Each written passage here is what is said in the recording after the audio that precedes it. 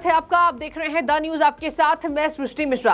राहुल गांधी को ट्रिपल झटका लगा है। देखिए, पहला झटका उनकी सांसदी गई, दूसरा बड़ा झटका गुजरात हाई कोर्ट के द्वारा, तीसरा बड़ा झटका जो ट्रिपल झटके की मैं बात कर रही हूं रांची एमपी एमएलए कोर्ट से लगा है। इस वक्त की ब्रेकिंग न्यूज आप देख रहे हैं। और देखिए, बहुत बड़ा झटका इसलिए माना जा रहा है क्योंकि उनके वकील, राहुल गांधी के जो वकील हैं, उन्होंने कहा था और कोर्ट के कामों में लगातार वो अड़ंगा डालते हुए नजर आ रहे थे।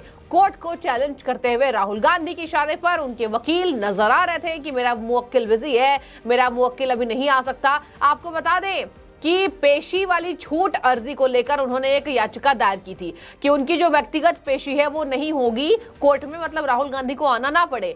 अब आपको बता दें कि पेशी छूट अर्जी को खारिज कर दिया है कोर्ट ने, रांची के एमपी एमएलए कोर्ट में। यानी कि राहुल गांधी अब झारखंड की राजधानी रांची जाते हुए दिखाई देंगे। मुश्किलें लगातार राहुल गांधी की बढ़ी हुई नजर आ रही है। दर्शकों, आपको ज्ञात हो 2019 का मामला है ये। एक रैली में उन्होंने कहा था सभी चोरों के नाम मोदी क्यों होते हैं, और ये अब पूरा विश्व जान गया है कि उन्होंने पूरी टिप्पणी क्या की थी। पूरा विश्व ये भी जानता है कि सबसे पुरानी पार्टी सत्तारूढ़ रही कभी एक दशक इंदिरा गांधी सत्ता में आई। इसके बाद आपको बता दें राहुल गांधी का पूरा परिवार, जिसने पूरे भारत में ऐशो आराम किया, राज किया है। कांग्रेस पार्टी की मैं मुख्य रूप से बात करूंगी। मुख्य रूप से कांग्रेस पार्टी ने क्या गुल खिलाए ये भी मैं बताऊंगी पूरे भारत में, और आज वो अंजाम देखने को मिल रहा है। और देखिए, राहुल गांधी की राजनीति वो चरम सीमा पर पहुंच चुकी थी जहां पर उनको सीधे, आपको बता दें, सीढ़ी के पहले पायदान में वो पहुंच चुके हैं। सांसदी भी चली गई है और अब कोर्ट में उनकी बात भी नहीं मानी जा रही है, क्योंकि कहीं ना कहीं राहुल गांधी कोर्ट को अपने आप से छोटा समझते हैं और इसलिए बार बार कोर्ट के फैसलों पर चैलेंज कर रहे थे। आपको बता दें, आपको ज्ञात होगा 12 अप्रैल को, मुझे अच्छे से तारीख याद है, 12 अप्रैल को राहुल गांधी को पेश होना था, लेकिन उन्होंने मना कर दिया था कि मैं पेश नहीं हो पाऊंगा।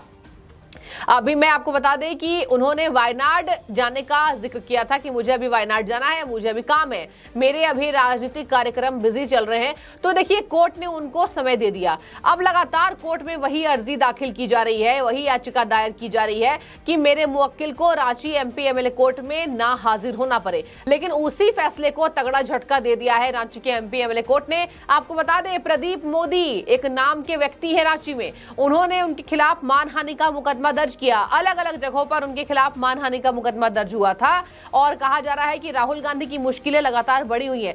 आरएसएस संघ को ले लीजिए, उनके खिलाफ कई ऐसे मुद्दे हैं जिस पर आरएसएस ने आपत्ति जताई थी और आरएसएस ने कई ऐसे मुकदमे दर्ज करवाए, और अब मोदी सरनेम को लेकर उनकी मुश्किलें झारखंड तक पहुंच गई है। ऐसे में बहुत बड़ा झटका पूरे परिवार के लिए, कांग्रेस पार्टी के लिए, क्योंकि ये जो पेशी है उनको करना पड़ेगा, उनको रांची जाना पड़ेगा। आपको बता दें कि इसकी सुनवाई लगातार चल रही है और राहुल गांधी की तरफ से अगर मैं वकील का नाम लूं दर्शकों, तो प्रदीप चंद्रा वकालत करते हुए नजर आ रहे हैं। इसके साथ आपको बता दें कि मार्च महीने में ही इसको लेकर फैसला आया था और मतलब उनके मोदी सरनेम वाली टिप्पणी को लेकर मार्च में फैसला आ गया था राहुल गांधी को।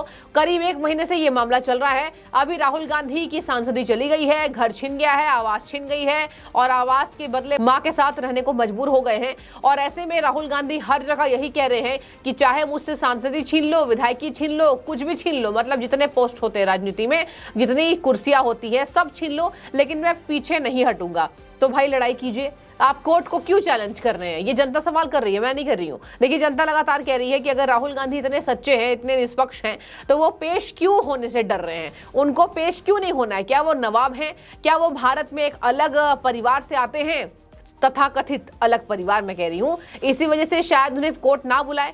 भाई, यहाँ पर कोर्ट आम साधारण इंसान की तरह सबको लेती है। आपको ये भी बता दें, बीजेपी ने यह दावा किया कि आज साधारण व्यक्ति एक राहुल गांधी नहीं बन पा रहे हैं। लगातार कोर्ट के फैसले को गलत बता रहे हैं, कोर्ट का अपमान कर रहे हैं, कोर्ट भी बिक गई इनके लिए।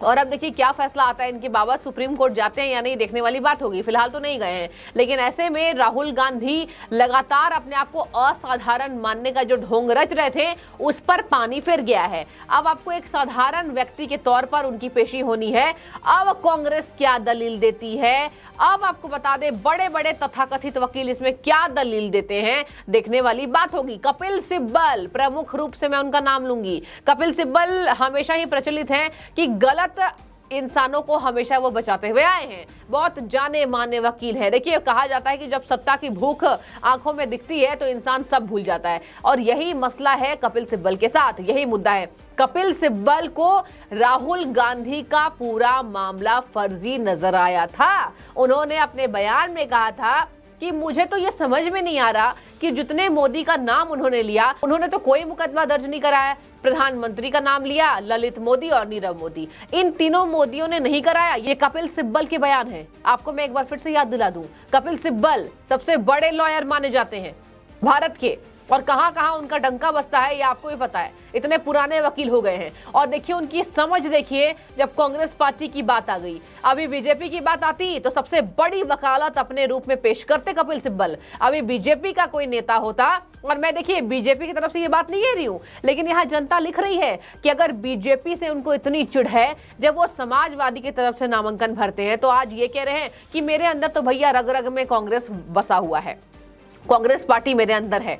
अब कांग्रेस पार्टी है, समाजवादी पार्टी है, आप निर्दलीय भी हैं, तो खैर आपको एक ही पार्टी से नफरत इतनी क्यों है? और लोग ये कमेंट कर रहे थे कि अब रांची तो जाना होगा, अब कपिल सिब्बल क्या करेंगे? और यही वजह है कि मैं आपको कपिल सिब्बल की बात प्रमुखता से कर रही हूँ।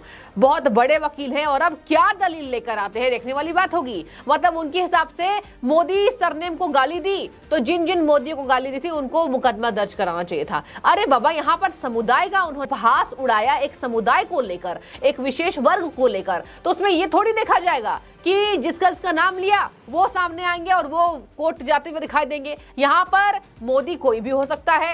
रांची में बैठा, यहाँ पर आपको बता दे, जिस मोदी ने आरोप कराया है, राहुल गांधी के ऊपर आरोप लगाए हैं, वो भी एक मोदी है, प्रदीप मोदी। और यहाँ पर भले वो प्रधानमंत्री हैं, लेकिन वो भी एक मोदी है। तो मोदी तो सब साधारण है। यहाँ पर क्या एक बार फिर से फिल्टर करने की कोशिश की जा रही है। फिल्टर मैं इसलिए कह रही हूँ क्योंकि राहुल गांधी तो असाधारण व्यक्ति है, पूरे कांग्रेसियों की तरफ से, कपिल सिब्बल की तरफ से। अब सबको इतनी दिक्कत हुई, राहुल गांधी के साथ ऐसा क्यों हो रहा है, राहुल गांधी के साथ ऐसा क्यों हो रहा है? राहुल गांधी कांग्रेस के बेटे हैं, कांग्रेस परिवार के हैं, और गांधी परिवार के बेटे हैं। लेकिन राहुल गांधी हिंदुस्तान में एक साधारण व्यक्ति हैं, एक राजनेता हैं, जनता के प्रतिनिधि हैं, और प्रतिनिधि के तौर पर उनको कोर्ट जो फैसला सुनाएगी उनको करना होगा। अब देखिए यहाँ पर घमंड चूर होता दिखाई दे रहा है, और इसी वजह से मैं बार बार जिक्र कर रही हूँ कि किस तरीके से यहाँ पर पूरी लॉबी आ गई थी दलील देने को लेकर, और दलील सारे बेबुनियाद। अब ये बेबुनियादी तौर पर जो कोर्ट ने तगड़ा झटका दिया है, इस पर कांग्रेस पार्टी क्या जवाबदेही देगी देखने वाली बात होगी। और ये फिलहाल जो मामला है ये पेचीदा होता जा रहा है। आपको ये भी बता दें कि राहुल गांधी को झटका लगने के बाद से ये विवाद ही शुरू हो चुका है कि कहीं ना कहीं कांग्रेस को डेंट लगाने का कार्यक्रम बनाया जा रहा है पीएम की तरफ से। कांग्रेस पार्टी पीएम मोदी के गले की फांस बनेगी इस बार, चाहे कोई भी विधानसभा चुनाव हो। तो यहाँ पर अगर गले की फांस बनेगी तो पीएम मोदी ने नहीं कहा था कि आप ऐसे बयान दे दीजिए, और अब कहा जा रहा है कि जैसी करनी वैसी भरनी, मतलब जैसा बोया और वैसा ही मिल रहा है। राहुल गांधी को खुद ही फंसे हैं, खुद ही विवादित बयान देकर फंसे हैं। आपको यह भी बता दें कि गुजरात हाई कोर्ट के जस्टिस हेमंत प्रक्षक छुट्टी पर गए हैं, और उन्होंने कहा था कि छुट्टी के बाद मैं ये फैसला लूंगा। आगे जो उनकी अर्जी कल खारिज हुई राहुल गांधी को जमानत को लेकर, छुट्टी से आने के बाद वो फैसला सुनाएंगे। तो देखिए यहाँ पर इनको डबल ट्रिपल झटका, राहुल गांधी को बहुत बड़ी मुश्किल में फंस चुके हैं। और यहाँ पर कहा जा रहा है कि पतन निश्चित है। देखने वाली बात होगी कि बड़े बड़े राजनेता, बड़े बड़े जाने माने सो कॉल्ड वकील, वकालत करने वाले क्या अर्जी लेकर आते हैं, क्या दलील लेकर रांची एमपी एमएलए कोर्ट से झटका लगने के बाद लेकर आते हैं। हम सबकी नजर एक एक अपडेट के साथ होगी और आपको मैं रूबरू कराऊंगा। आपकी जो भी राय हो इस बाबत आप कमेंट में बताइए। बहुत शुक्रिया द न्यूज से जुड़ने के लिए।